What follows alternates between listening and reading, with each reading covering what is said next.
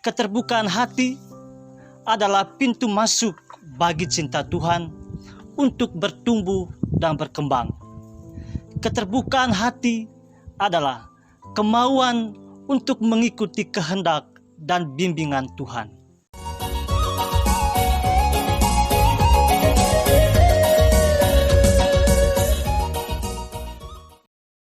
Para pencinta Sang Sabda yang terkasih, selamat berjumpa kembali bersama kami, para frater Seminari Tinggi Santo Paulus Ledalero, dalam renungan edisi mingguan kali ini. Saya, Frater Haryansen SPD, akan mengantar kita dalam permenungan kali ini dengan judul Melayani Sesama dalam Kasih dan Kerendahan Hati. Para pencinta Sang Sabda yang terkasih, pada hari ini kita merayakan Hari Raya Kristus Raja Semesta Alam. Hari raya ini sekaligus menjadi hari Minggu terakhir dalam perjalanan tahun liturgi A. Tahun liturgi tersebut merayakan sepanjang tahun misteri karya penyelamatan Allah yang terlaksana melalui Tuhan Yesus Kristus. Dengan menantikan kedatangannya yang kedua, kita menantikan saat Tuhan Yesus datang sebagai Raja Agung yang mengadili orang hidup dan orang yang mati, sekaligus menyelesaikan semua karya penebusannya. Para pencinta Sang Sabda yang terkasih, perayaan ini mengingatkan kita bahwa Yesus Kristus yang kita imani adalah pemilik atas segala sesuatu. Dialah awal dan akhir hidup kita. Nabi Yehezkiel dalam bacaan pertama hari ini menyebutnya sebagai hakim agung di antara domba dengan domba, domba dengan kambing jantan. Sedangkan Santo Paulus dalam suratnya yang pertama kepada jemaat di Korintus menyebut Yesus sebagai yang sulung yang akan menaklukkan segala sesuatu, supaya Allah menjadi semua di dalam semua. Kita datang dari Dia dan akan kembali kepada Dia pula. Karena itu, seluruh ziarah hidup kita senantiasa terarah kepada Kristus. Dengan kata lain, persatuan dengan Kristus merupakan puncak dari pengembaraan hidup kita di dunia ini. Para pencinta Sang Sabda yang terkasih, tentang hal ini ditegaskan oleh penginjil Matius melalui kisah tentang Yesus yang berbicara tentang akhir zaman. Yesus menyampaikan bahwa pada akhir zaman akan ada orang yang bahagia bersama dengannya di dalam kerajaan surga, dan akan ada orang yang akan mendapatkan siksaan kekal. Mereka yang bahagia adalah semua orang yang selama hidupnya setia melaksanakan kehendak Tuhan, sedangkan mereka yang menderita, mereka yang akan mendapatkan siksaan kekal adalah orang-orang yang acuh tak acuh dengan kehendak Tuhan. Para pencinta Sang Sabda yang terkasih dalam Tuhan, lantas apa pesan Tuhan di balik perayaan hari ini dan bacaan-bacaan sucinya hari ini? Saya mengajak kita sejenak merefleksikan satu kalimat penting dari Tuhan ini. Tuhan bersabda, segala sesuatu yang kamu lakukan untuk salah seorang dari saudaraku yang paling hina ini, kamu telah melakukannya untuk aku.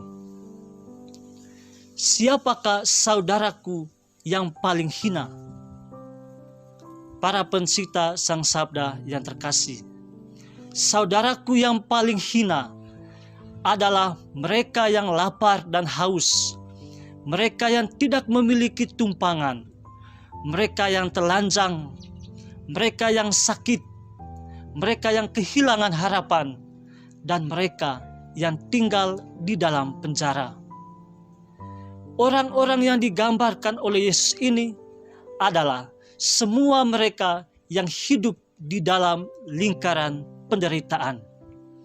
Mereka yang memiliki keterbatasan-keterbatasan tertentu sehingga mengalami kesulitan untuk keluar dari segala persoalan dan penderitaan mereka.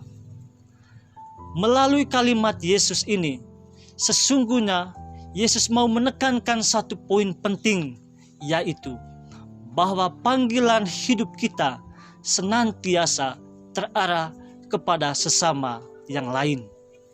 Sesama yang lain adalah mereka yang kecil, yang tertindas, yang terabaikan, yang terluka, mereka yang kehilangan rasa cinta dan harapan, mereka yang kehilangan orientasi hidup, mereka yang tak mau menerima diri apa adanya, dan mereka yang belum menemui kebenaran dalam hidupnya. Para pencipta Sang Sabda yang terkasih dalam Tuhan, semua orang yang dilukiskan di atas tentang saudara yang paling hina itu, sebenarnya di dalam merekalah Tuhan hadir dan hidup.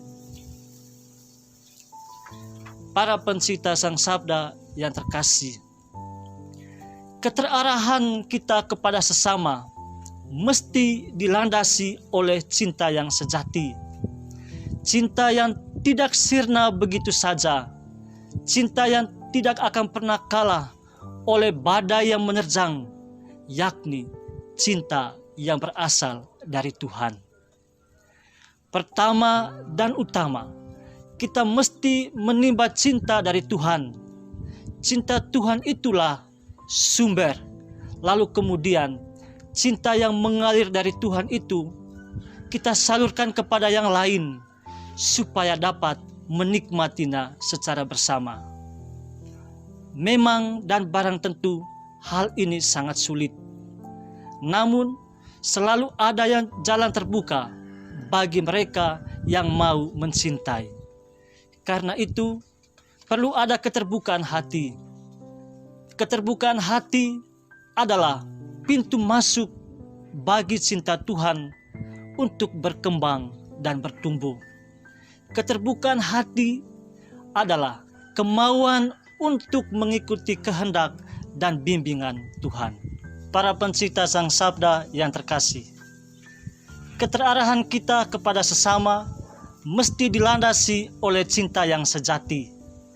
Cinta yang tidak sirna begitu saja. Cinta yang tidak pernah akan kalah oleh badai yang menerjang. Cinta yang berasal dari Tuhan. Pertama dan utama, kita mesti menimba cinta Tuhan. Cinta Tuhan itulah sumber. Lalu kemudian cinta yang mengalir dari Tuhan itu kita bagikan kepada yang lain. Kita bagikan kepada yang lain supaya dapat menikmatinya secara bersama. Memang dan barang tentu hal ini sangat sulit. Namun selalu ada jalan terbuka bagi mereka yang mau mencintai. Karena itu kita perlu memiliki keterbukaan hati. Keterbukaan hati adalah pintu masuk bagi cinta Tuhan untuk bertumbuh dan berkembang. Keterbukaan hati adalah kemauan untuk mengikuti kehendak dan bimbingan Tuhan. Para pencipta Sang Sabda yang terkasih, hidup yang terarah kepada yang lain adalah suatu panggilan kemuridan kita. Seperti Tuhan Yesus yang telah mencintai kita, kita pun dipanggil untuk mencintai semua orang yang hidup dan tinggal bersama kita.